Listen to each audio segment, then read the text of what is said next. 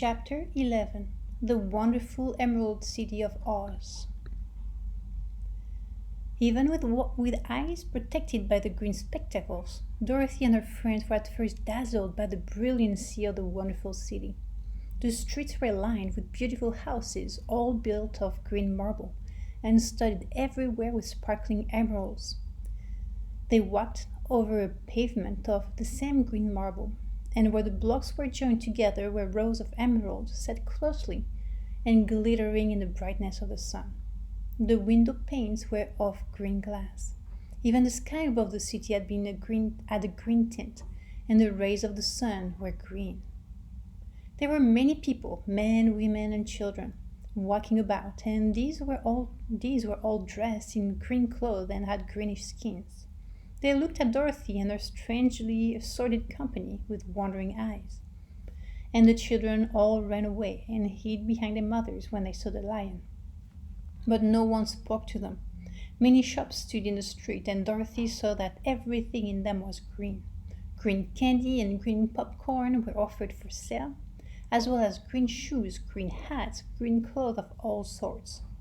At one place, a man was selling green lemonade, and when the children bought it, Dorothy could see that they paid for it with green pennies.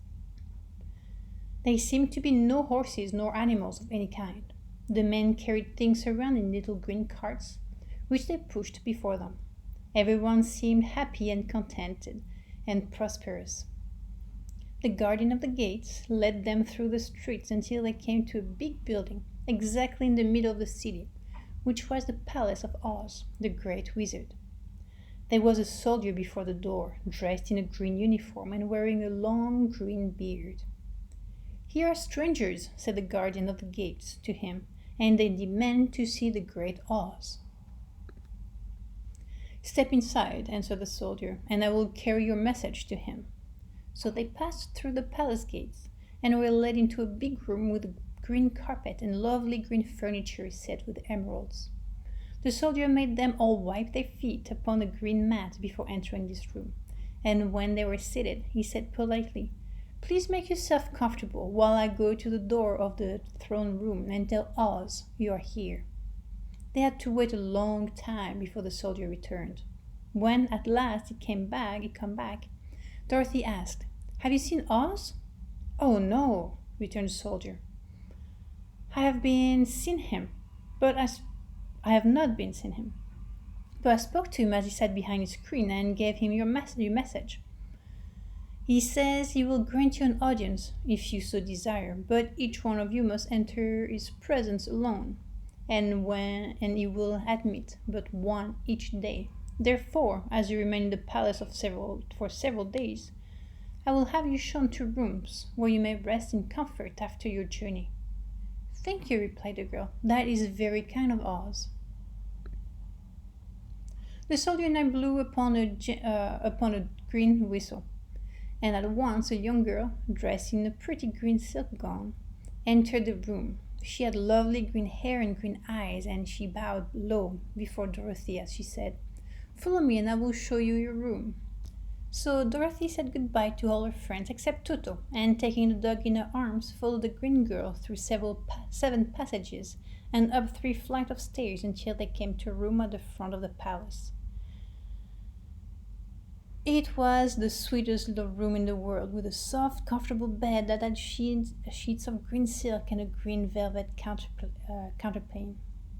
There was a tiny fountain in the middle of the room that shot a spray of green perfume into the air, to fall back into a beautiful carved green marble basin.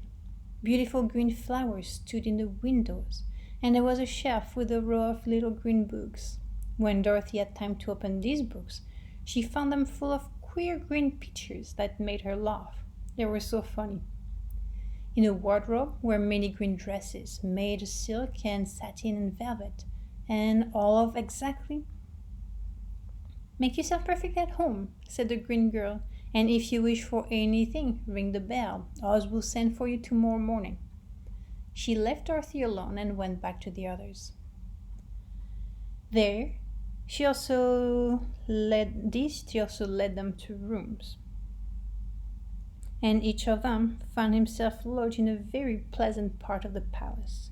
Of course, this politeness was wasted on the Scarecrow, for when he found himself alone in his room, he stood stupidly in one spot, just within the doorway, to wait till morning.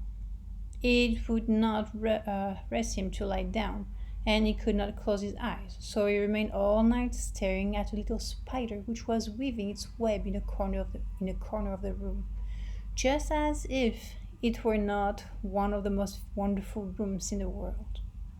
The Tin Woodman lay down on his bed from force of habit, for he remembered when he was made of flesh.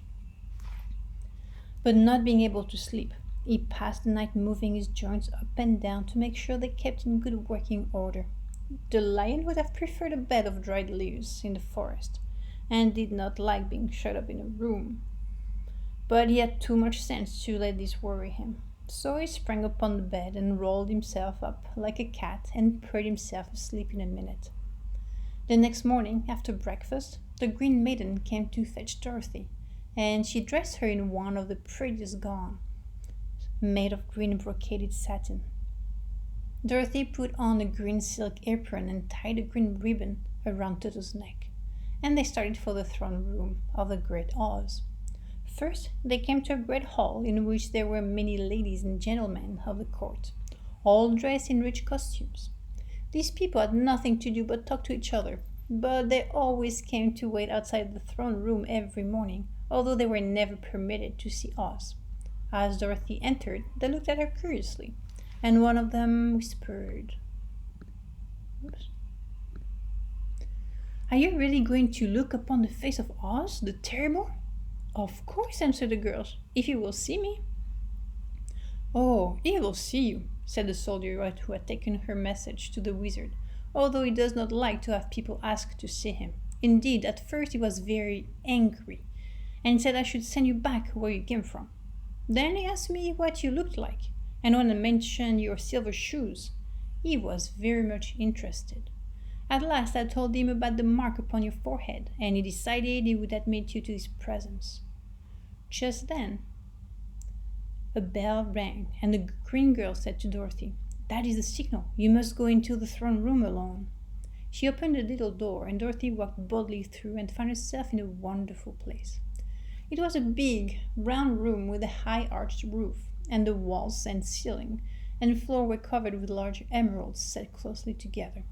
In the center of the roof was a great light, as bright as the sun, which made the emeralds sparkle in a wonderful manner. But what interested Dorothy most was the big throne of green marble that stood in the middle of the room. It was shaped like a chair and sparkled with gems, as did everything else. In the center of the chair was an enormous head, without body to support it or any arms or legs whatever. There was no hair upon this head, but it had eyes and a nose and mouth, and was bigger than the head of the biggest giant. As Dorothy gazed upon this in wonder and fear, the eyes turned slowly and looked at her sharply and steadily. Then the mouth moved, and Dorothy heard a voice say, "I am Oz, the Great and Terrible. Who are you, and why do you seek me?" It was not such an awful voice as she had expected to come from the big head, so she took courage and answered, "I am Dorothy, the small and meek. I have come to you for help." The eyes looked at her thoughtfully for a full minute. Then said the voice, "Where did you get the silver shoes?" "I got them from the wicked witches of the East when my house fell on her and killed her," she replied. "Where did you get the mark upon your forehead?" continued the voice. "That is where the good witch of the North kissed me when she bade me goodbye and sent me to you," said the girl. Again the eyes looked at her sharply, and they saw she was telling the truth. Then Oz asked, "What do you wish me to do?" "Send me back to Kansas, where my Aunt Em and Uncle Henry are," she answered earnestly. "I don't like your country, although it is so beautiful, and I am sure Aunt Em will be dreadfully worried over my being away so long." The eyes winked 3 times, and then they turned up to the ceiling and down to the floor and rolled around so queerly that they seemed to see every part of the room. and at last they looked at Dorothy again. "Why should I do this for you?" asked Oz. "Because you're strong and I am weak. Because you're a great wizard and I am only a helpless little girl," she answered. "But you were strong enough to kill the Wicked Witch of the East," said Oz. "That just happened," returned Dorothy simply. "I could not help it." "Well," said the head, "I will give you my answer.